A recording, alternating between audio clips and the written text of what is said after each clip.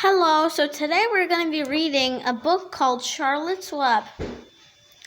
The author is E.B. White and pictures by Garth Williams.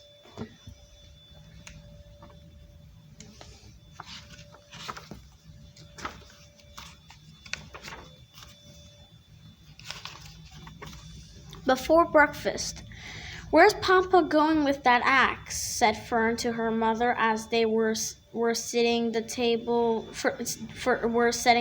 for breakfast. "Out to the hog house," replied Mrs. Arable. "Some pigs were born last night." "I don't see why he needs an axe," continued Fern, who was only 8. "Well," said her mother, "one of those pigs is a runt. It's very small and weak, and it will never amount to anything. So your father has decided to do away with it." "Do away with it?" shrieked Fern. "You mean kill it?" "Just because it's smaller than the others." Mrs. Arable put a pitcher of cream on the table. "Don't yell, Fern," she said. "Your father's right. The pig will probably die anyway." Fern pushed the chair out of the way and ran outdoors. The grass was wet and the earth smelled of springtime. Fern's sneakers were sopping by the time she caught up with her father. "Please don't kill it," she sobbed. "It's unfair." Mr. Arable stopped walking. "Fern," he said gently, "you have to learn to control yourself." "Control myself?" yelled Fern. "This is a matter of life and death. You are talking about controlling myself." Tears ran down to her cheeks as she took hold of the axe and tried to pull it out of her father's hand.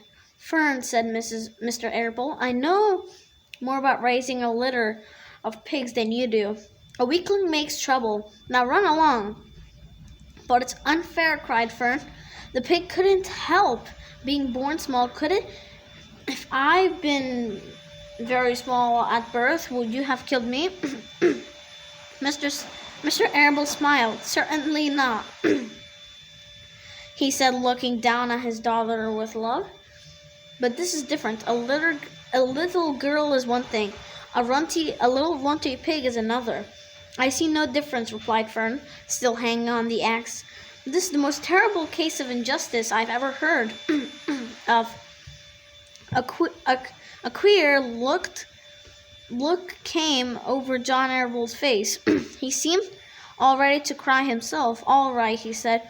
"You go back to the house and I'll bring the runt when I come back, and I'll let you stir in a bottle like a baby. Then you'll see what trouble can a pig be." When Mr. Arable returned to the house half an hour later, he carried a carton under his arm. Fern was upstairs changing her sneakers. The kitchen table was set for breakfast, and the room smelled of coffee, bacon, damp plaster, and wood smoke from the stove. "Put it on her chair," said Mrs. Arable, and Mr. Arable set the carton down at Fern's place. Then he walked to the sink and washed his hands and dried them on the roller towel. Fern came slowly down the stairs. Her eyes were red from crying. As she approached her chair, the carton wobbled and there was a scratchy noise. Fern looked at her father. Then she lifted the lid of the carton. There inside, looking up at her, was a newborn pig. It was a white one. The morning light shone through its ears, them turning pink. "He's yours," said Mr. Arable. "Saved from an untimely death. And may good Lord forgive me for this foolishness." Fern couldn't take her eyes off the tiny pig. "Oh," she whispered. "Oh, look at him. She's absolutely perfect." She closed the carton carefully, first kissed her father, then kissed her mother. Then she opened the lid again, lifted the pig out, and held it against her cheek. At this moment, her brother Avery came into the room. Avery was 10. He was heavily armed, an air rifle in one hand and a wooden dagger in the other. "What's that?" he demanded. What's Fern got? She got a guest for breakfast, said Mrs. Arable. Wash your hands and face, Avery. Let's see it, said Avery, setting his gun down. You call that a miserable thing, a pig? A pig? That's a fine specimen of a pig. It's no bigger than a white rat. Wash up and eat your breakfast, Avery, said his mother.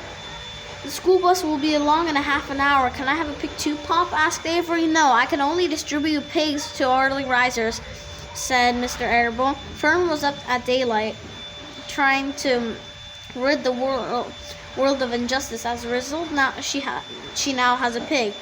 A small one, to be sure, but nevertheless a pig. It just shows what can happen if a person gets out of bed properly. Let's see. But Fern couldn't eat until her pig had a drink of milk. Mrs. Arable found the baby's nursing bottle and a rubber nipple. She poured warm milk into the bottle, fitted the nipple over the top, and handed it to Fern. Give him his breakfast, she said. A minute later, Fern was seated on the floor in the corner of the kitchen with her infant between her knees, teaching it to suck the bottle. The pig, although tiny, had a good appetite and caught on quickly.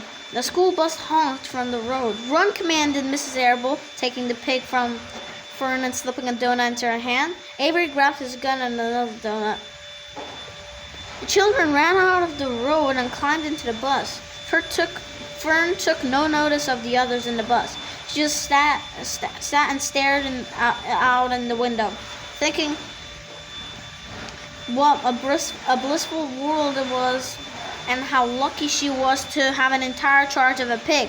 By the time the bus reached school, Fern named her pet, selecting the most beautiful name she could think of. Its name is Wilbur, she thought. She whispered to herself. She was still thinking about the pig when the teachers asked Fern, what is the capital of Pennsylvania? Wilbur, replied Fern dreamily. The pupils giggled. Fern blushed. So this is the first chapter of this book. I'm going to be reading until the last chapter. So I think there is 1, 2, 3, 4, 5, 6, 7, 8, 9, 10, 11, 12, 13, 14, 15, 16, 17, 18, 19, 20, 21, 22 chapters. So yeah, that's it. And I hope you really enjoyed this video. Please subscribe and like, and I'll see you all next time. Bye!